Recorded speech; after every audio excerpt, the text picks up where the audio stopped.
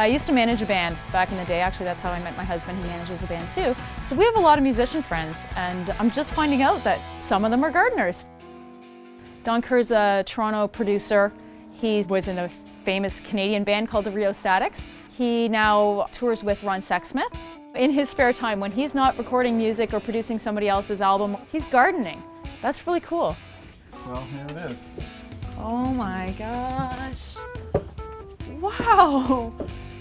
This is awesome.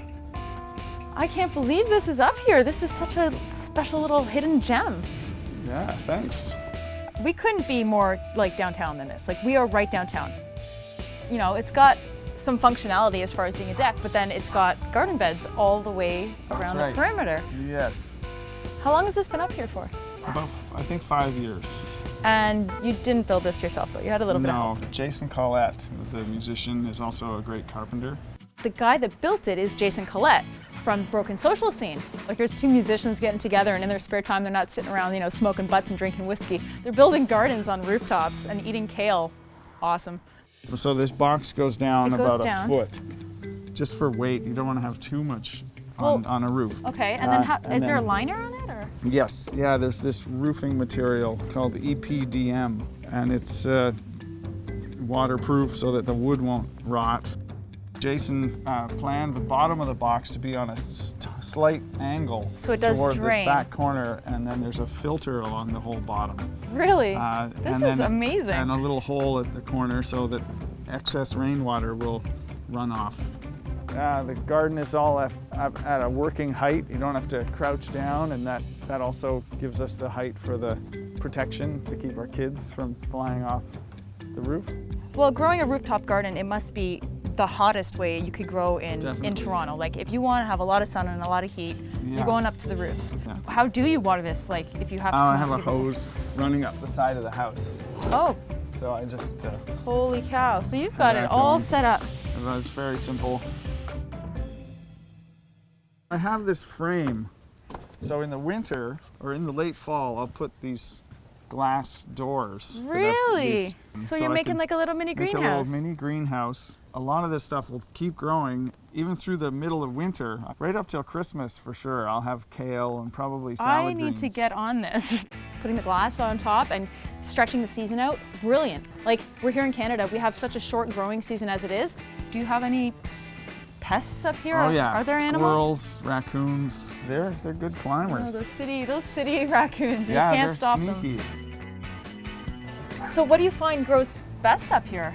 The tomatoes have had a great year. They're kind of taking over a few areas, like over there. Yeah. It's just insane. Oh yeah.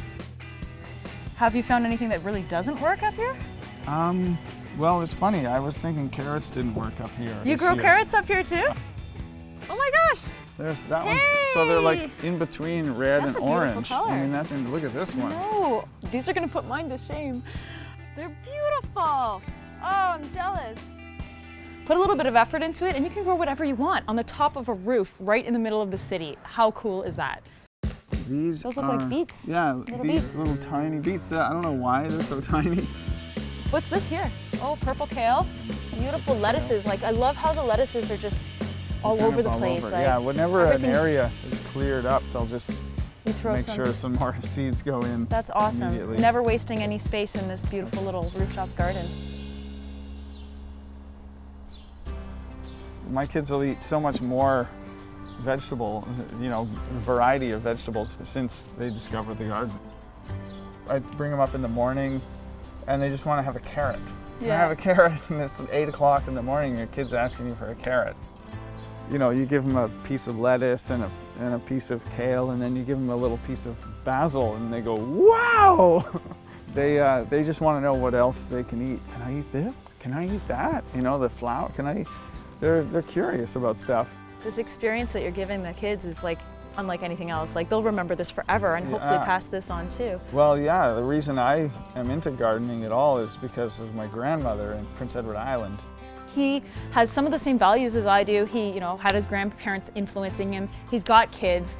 He wants the kids to learn where their food comes from, and he wants to also inspire other people, and that was inspiring.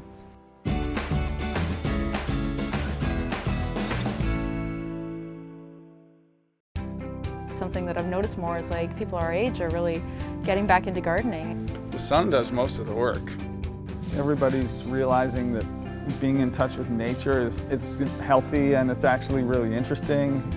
It's as interesting as the latest gadget, or the stuff grows by itself in the sun. It's miraculous. You just come up here and you realize everything's twice as big as it was 2 days ago. It's amazing. It's a good cure for all the headaches of living in the city. People are trying to slow down their lifestyles. Everybody's so stressed out, and here we're paying for massage therapy and doctors and all this stuff. There's some natural ways to heal yourself, and I think gardening is one of them. Okay, let's take these puppies inside and try them out. Yeah, Thanks, those are Don. good. It's totally inspiring, and that's what we need. Like, I want people to speak up and say, it's not so hard to grow in the city. This is not just a fad. This is something that we should be embracing. I will continue to do this for a very long time.